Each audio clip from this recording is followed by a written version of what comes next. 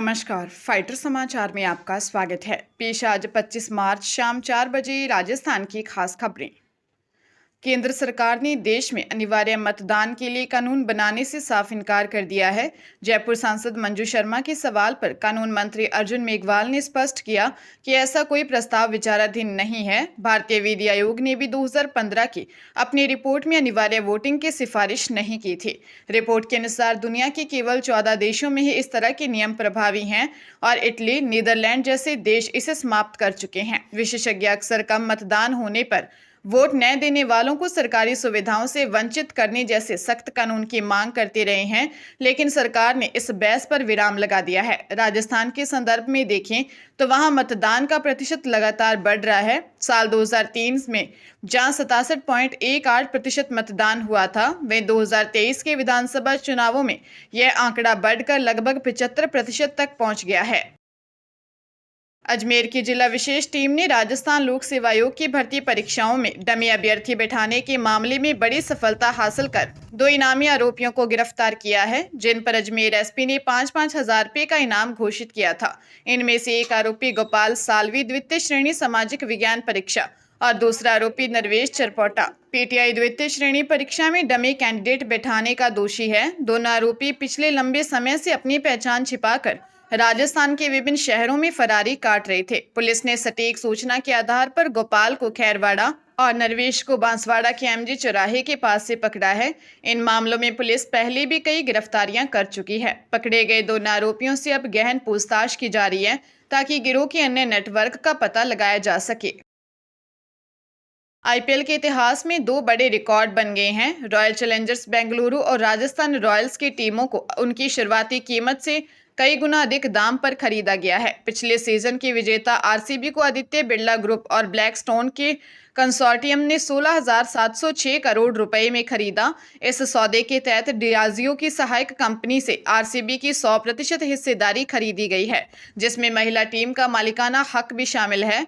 वही राजस्थान रॉयल्स को अमेरिकी व्यवसायी कार्ल सोमानी के नेतृत्व वाले कंसोर्टियम ने 15,290 करोड़ रुपए में खरीदा है, जिसमें वॉलमार्ट और फोर्ड मोटर कंपनी से जुड़े परिवार प्रमुख रूप से शामिल हैं। यह बदलाव मौजूदा सीजन के बाद लागू होंगे। गौर करने वाली बात यह है कि साल 2008 में सभी 8 टीमों की कुल कीमत करीब 3,000 करोड़ रुपए थी, जबकि अब सिर्फ इन 2 टीमों की वैल्यू ही 32,000 करोड़ रुपए के पार पहुंच गई है। सुप्रीम कोर्ट ने एक महत्वपूर्ण फैसले में स्पष्ट किया है कि हिंदू, सिख और बौद्ध धर्म के अलावा किसी अन्य धर्म को अपनाने वाला व्यक्ति अनुसूचित जाति का सदस्य नहीं माना जा सकता। जस्टिस पीके मिश्रा और जस्टिस मनमोहन की बेंच ने कहा कि ईसाई धर्म में परिवर्तित होने और उसका पालन करने पर व्यक्ति का एससी दर्जा तत्काल समाप्त हो जाता है। ऐसे में वह व्यक्ति एससी के लिए निर्धारित वैधानिक लाभ, आरक्षण या संरक्षण का दावा नहीं कर सकता। यह निर्णय आंध्र प्रदेश के एक पादरी चिंतांदा अनंत पॉल की याचिका खारिज करते हुए आया। पॉल ने अपने साथ हुई मारपीट और जाति सूचक गालियों के मामले में SC/ST एक्ट के तहत केस दर्ज कराया था, जिसे हाई कोर्ट ने उनके धर्म परिवर्तन के आधार पर रद्द कर दिया था। सुप्रीम कोर्ट ने उनकी यह दलील भी ठुकरा दी कि वे वापस अपने मूल मुदिगा समुदाय में लौट आए थे, क्योंकि साक्ष्यों के अनुसार घटना के समय वे पादरी के रूप में कार्यरत थे। राजस्थान में तेल कंपनियों ने ग्रामीण क्षेत्र के गैस उपभोक्ताओं को बड़ी राहत देते हुए घरेलू सिलेंडर की बुकिंग अवधि को 45 दिन से घटाकर 25 दिन कर दिया है। करीब 10 दिन पहले रसोई गैस की किल्लत और पैनिक बुकिंग को देखते हुए केंद्र सरकार ने ग्रामीण इलाकों के लिए 2 सिलेंडरों के बीच न्यूनतम 45 दिन का अंतर अनिवार्य किया था। इस फैसले से प्रदेश के ग्रामीण क्षेत्रों में उपभोक्ताओं को भारी परेशानी का सामना करना पड़ रहा था। अब नए नियमों के बाद ग्रामीण और शहरी दोनों क्षेत्रों में बुकिंग का अंतराल एक समान यानी 25 दिन हो गया है। हालांकि तेल कंपनियों के सर्वर में तकनीकी दिक्कतों के कारण OTP मिलने और बुकिंग में अब भी कुछ समस्याएं आ रही हैं। दूसरी ओर व्यावसायिक सिलेंडर की आपूर्ति अब भी प्रभावित है और होटल रेस्टोरेंट संचालकों को उनकी कुल खपत का केवल 20% हिस्सा मिल रहा है। मिस राजस्थान 2022 की विजेता तरुषी राय ने फेमिना मिस इंडिया राजस्थान 2026 का खिताब जीतकर बड़ी सफलता हासिल की है। इस उपलब्धि के साथ अब वह राष्ट्रीय स्तर पर होने वाली फेमिना मिस इंडिया प्रतियोगिता में राजस्थान का प्रतिनिधित्व करेंगी और मिस वर्ल्ड की दौड़ में शामिल होंगे। जयपुर के विशाली नगर की निवासी 24 वर्षीय तरुषी एक मॉडल होने के साथ साथ इलेक्ट्रिकल एवं कंप्यूटर इंजीनियरिंग क्षेत्र से भी जुड़ी हैं। उनके पिता प्रहलाद राय लोक निर्माण विभाग में हैं और माता ममता राय मेकअप आर्टिस्ट हैं। मेंटर योगेश मिश्रा और निमिषा मिश्रा ने बताया कि यह प्रतियोगिता का 61वां वर्ष है और लगातार दूसरी बार मिस राजस्थान संगठन की विजेता ने यह गौरव हासिल किया है। पिछले साल भी वैष्णवी शर्मा ने यह खिताब जीता था। तरुषी ने अपनी सफलता का श्रेय कड़ी मेहनत को दिया है। हरियाणा विद्यालय शिक्षा बोर्ड द्वारा आयोजित 12वीं कक्षा की हिंदी की परीक्षा में प्रदेश भर के 1163 केंद्रों पर 2,29,000 से अधिक परीक्षार्थी शामिल हुए।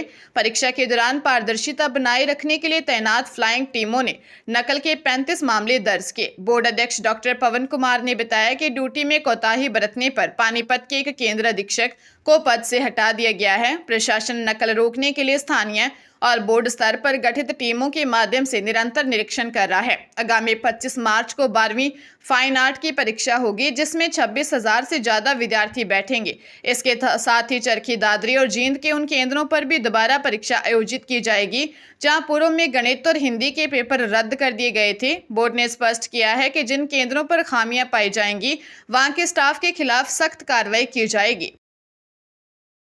झालावाड़ के अकलीरा क्षेत्र में 27 वर्षीय रेणु की मौत का सनसनीखेज खुलासा हुआ है, जिसे परिजनों ने शुरुआत में सीढ़ियों से गिरकर होना बताया था। पुलिस जांच और पोस्टमार्टम रिपोर्ट में शरीर पर मिली 19 गंभीर चोटों ने इस हादसे को सुनियोजित हत्या साबित कर दिया। कमरे में बिखरा सामान, टूटी चूड़ियां हत्या की ओर इशारा कर रहे थे, जबकि सीसीटीवी फुटेज में आरोपी पति देवी कृपाल अस्पताल में शव छोड़कर भागता नजर आया।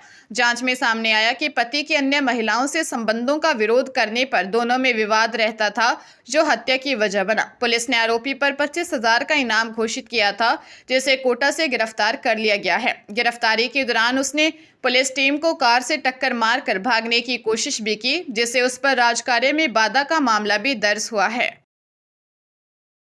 पंजाब के संगरूर जिले के मुनक में एक सड़क हादसे में हरियाणा के 2 सगे भाइयों की मौत हो गई। फतेहाबाद जिले के जाखल निवासी विशाल जिंदल और हिमांशु जिंदल दिड़बा मंडी के एक शादी समारोह से लौट रहे थे। सुबह करीब 5 बजे बंगा गांव के पास उनकी कार के सामने से आ रही तेज रफ्तार गाड़ी से जोरदार भिड़ंत हो गई। टक्कर इतनी भीषण थी कि दोनों भाइयों ने मौके पर ही दम तोड़ दिया।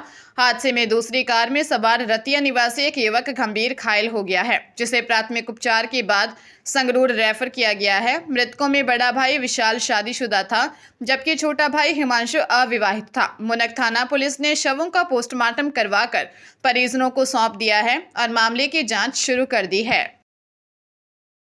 अजमेर में एकलव्य मॉडल आवासीय स्कूल के हॉस्टल वार्डन पद की परीक्षा के दौरान नकल का एक मामला सामने आया।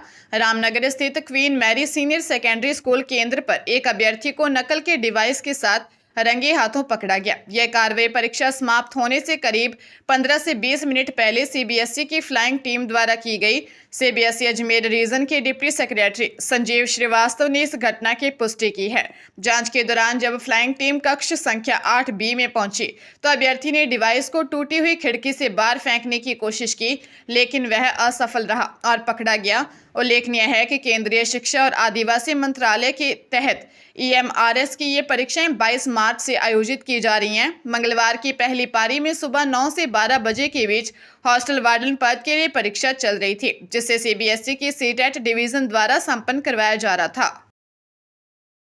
बूंदी जिले के डाबी बरड़ क्षेत्र में कोटा चित्तौड़ राष्ट्रीय राजमार्ग पर हुए एक भीषण सड़क हादसे में 2 लोगों की मौत हो गई और एक व्यक्ति गंभीर घायल हो गया। घटना मारू भाटो के पराना के पास हुई, जब बिजोलिया से कोटा की ओर जा रही एक तेज रफ्तार स्कॉर्पियो और बाइक के बीच जबरदस्त टक्कर हो गई।